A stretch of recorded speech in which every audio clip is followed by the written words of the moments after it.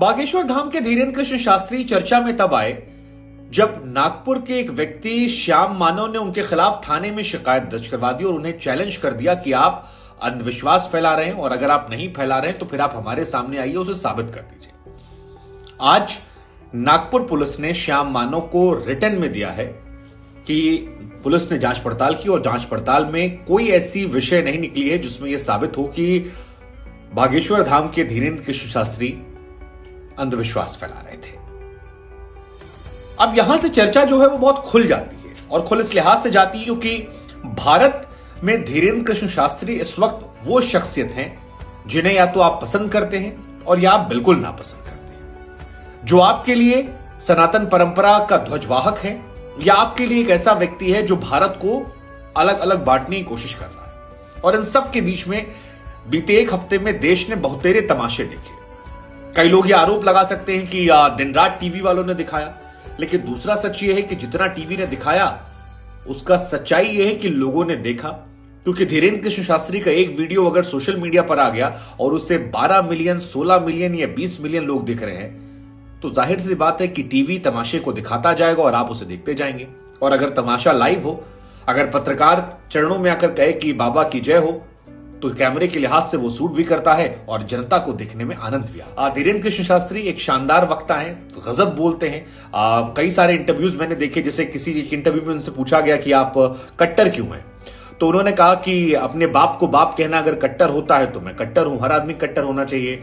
उन्होंने कई और मसलों पर बड़ी बेबाकी से राय रखी और किसी ने उनसे पूछा कि भगवान श्री राम जो हैं, आप रामचरितमानस की बात करते हैं, आप हनुमान जी के भक्त कहते हैं, बालाजी के भक्त आपको तो कहते हैं, तो हनुमान जी के जो प्रभु थे श्री राम, वो तो सौम्य छवि वाले थे। भगवान राम ने जिंदगी भर सिखाया कि कैसे दुश्मन की भी पूजा की जाए। तो बड़ा बढ़िया जवाब उन्होंने दिया, कहा कि देखिए राम वो हैं जो समुद्र की पूजा भी करते हैं लेकिन समुद्र नहीं मानता है तो उस पर बाण चलाने भी आते हैं, जो शास्त्र भी जानते हैं, शस्त्र भी जानते हैं। लेकिन कई बातें मुझे लगता है कि मैं इत्तेफाक नहीं रखता, जैसे हिंदू राष्ट्र वाली बात थी, क्योंकि हिंदू राष्ट्र बनाना संभव नहीं है। प्रधानमंत्री मोदी अभी कल परसों चादर भिजवा रहे थे ख्वाजा मोइनुद्दीन चिश्ती को। दरअसल कहानी है कि देश में आपको संविधान के दायरे में रहना पड़ेगा, क्योंकि देश में अगर हिंदू मुसलमान खत्म होगा तो जात बिरादर शुरू हो जाएगा, जात बिरादर नहीं रहेगा तो क्षेत्रवाद शुरू हो जाएगा, लोग लड़ते मरते रहेंगे। और अगर देश को एकजुट रखना है तो फिर सबको एक छाते के नीचे आना पड़ेगा और वो छाता है संविधान का। हाँ, अपने धर्म का प्रचार प्रसार कीजिए, अपनी चीजों को बढ़ाइए, अपने चीजों की अच्छाइयां बताइए, ये आपका अधिकार है और इसमें मैं बाबा के साथ। अब जहां तक बात धीरेन्द्र कृष्ण शास्त्री की है, उनकी उम्र सिर्फ 26 साल है और 26-27 साल की उम्र में लाखों लाख उनके चाहने वाले हो गए हैं। धीरेन्द्र कृष्ण शास्त्री की तारीफ करके कई लोग फिलहाल हाईलाइट हो गए, तो बहुतेरे ऐसे भी हैं जिनके यूट्यूब चैनल बंद पड़े थे, बहुतेरे ऐसे भी हैं जिनकी दुकानदारी बंद पड़ी थी, बहुत सारे जादूगर, बहुत सारे टोटका वाले, बहुत सारे ज्ञानी लोग, बहुत सारे एनजीओ वाले, बहुत सारे तथाकथित पत्रकार जिनके चैनल को रिवाइव मिल गया, बहुत सारे टीवी चैनल जिनको टीआरपी मिल गई है। लेकिन धीरेन्द्र शास्त्री का जो ये पूरा एपिसोड रहा है, ये मेरी नजर में बड़ा वॉचफुल पीरियड था, क्योंकि मुझे ये समझ आ रहा था कि अगर धीरेन्द्र कृष्ण शास्त्री यहां पर मीडिया के जाल में फंस गए तो शायद वो खत्म हो जाएंगे, और अगर नहीं फंसे तो ऐसा हो सकता है कि वो आगे एक नया पैमाना सेट कर दें, एक माइलस्टोन सेट कर दें।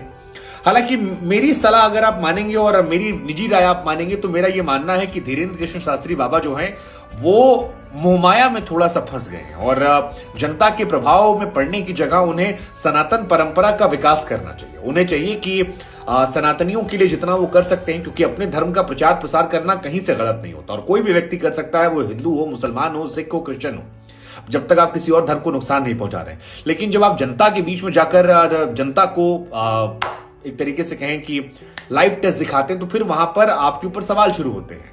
लेकिन अगर सवाल देश पर ही आ जाएगा तो फिर मामला जो है वो गड़बड़ हो जाएगा। और दूसरी बात मुझे लगता है कि बाबा को हर एक विषय पर राय रखने से थोड़ा सा बचना चाहिए, क्योंकि जब आप बहुत ज्यादा वोकल हो जाते हैं और आप ऐसे पब्लिक फिगर हैं तो फिर आप कंट्रोवर्शियल हो जाएंगे, आपको विवादास्पद नहीं बनना है। क्योंकि हिंदू धर्म में मेरा आज भी ये मानना है कि बहुतेरे संख्या उन लोगों की है जो न्यूट्रल है, जो कट्टर नहीं है, मतलब जिनके अंदर हृदय में किसी धर्म को लेकर नफरत नहीं है। वो अपना पूजा पाठ करते हैं, वो सुबह उठेंगे, नहाएंगे, शिवलिंग को जल चढ़ाएंगे, सूर्योदय जल चढ़ाएंगे, छुट्टी मिलेगी तो बनारस जाएंगे, वैष्णो देवी जाएंगे, अयोध्या जाएंगे, हरिद्वार जाएंगे, महाकाल जाएंगे।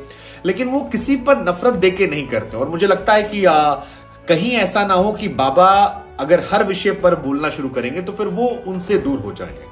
मतलब ये मेरे मन में एक आशंका है। और उनकी उम्र क्योंकि लंबी है और मेरी अभी उम्र छोटी उनकी है, मुझे लगता है कि अभी लंबी उम्र उनके सामने पड़ी है, लिहाजा इन कुछ बातों से उन्हें सीखना चाहिए। बाकी वो कमाल के वक्त है और सबसे अच्छी चीज ये कि उनके पास लाखों की संख्या में अनुयायी आ गए हैं। अगर इस बात को समझेंगे कि वो एकजुट करने से ज्यादा अपना प्रभाव फैला सकते हैं, धर्म का ज्यादा विकास कर सकते हैं, तो मेरे हिसाब से व्यापक तौर पर वो अपना प्रभाव फैला पाएंगे। अगर वो इसी में फंस जाएंगे कि पठान को बॉयकॉट कर दीजिए, रामचरितमानस को राष्ट्रीय ग्रंथ बना दीजिए, तो मुझे लगता है कि विवादों में फंसकर एक वर्ग उनसे छिटक जाएगा। और बाबा को इस घटना पूरे क्रम के बाद इन चीजों से सबक लेके अपने आप को एक नए तरीके से लाना चाहिए जो धर्म का प्रचार करे। तो जहां तक मेरी निजी राय आप मानेंगे, मैं किसी चमत्कार में विश्वास नहीं रखता। हालांकि मेरा यह भी मानना है कि अगर किसी व्यक्ति की भावना किसी संत के या किसी व्यक्ति को लेकर है तो उसे छेड़ने का अधिकार भी नहीं है। और अगर धर्म में उंगली करने की शुरुआत की जाएगी तो फिर हर धर्म में ऐसी कुरीतियां हैं, हर धर्म में ऐसे बाबा, ऐसे पादरी, ऐसे मुल्ला मौलवी हैं जिनको दूसरे धर्म वाले सवाल खड़े कर देंगे और जो सवालों के घेरे में आ जाएंगे। तो इसलिए बेहतर है कि जिसकी जैसी आस्था उसका वैसा विश्वास। अगर आप नहीं मानते हैं तो आप मत कीजिए, अगर आप मानते हैं तो आपकी इच्छा, आप चाहे चरणों में लौट जाइए या फिर आप सर पे बिठा लीजिए या घर में ले आइए। और ये सत्य भी है, क्योंकि हिंदू धर्म के हिसाब से हम कहते भी हैं कि मानिए तो भगवान, नहीं तो सिर्फ पत्थर। मरने के बाद हम लोग अपनी स्मृतियों, अपने जो अवशेष होते हैं उनको गंगा जी में विसर्जित करते हैं। अब गंगा किन्हीं के लिए आस्था है और किन्हीं के लिए सिर्फ पानी। जो आस्था मानते हैं वो ये मानते हैं कि हमारे पूर्वज यहां अगर जाएंगे तो फिर हो सकता है कि उनकी आत्मा को शुद्धि मिल जाए, अच्छे लोक में जाएं। जिनके लिए सिर्फ पानी है वो जाकर वहां पेशाब भी करके आते हैं, कपड़े धोते हैं, उसका इस्तेमाल करते हैं। तो यह आस्था और अंधविश्वास का खेल जो ये बड़ा महीन उसमें धागे के बीच में है। और इस पर आस्था है, उस पर अंधविश्वास है। जाकी जैसी इच्छा वैसा उसका विश्वास।